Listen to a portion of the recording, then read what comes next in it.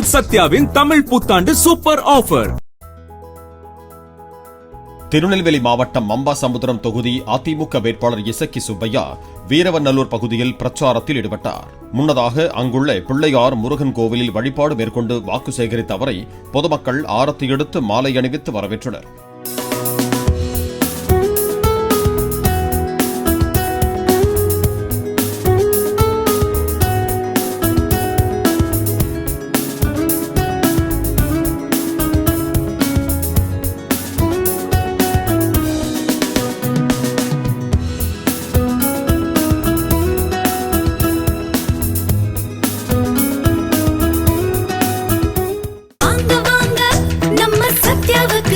உங்கள் சத்யாவின் தமிழ் புத்தாண்டு super offer.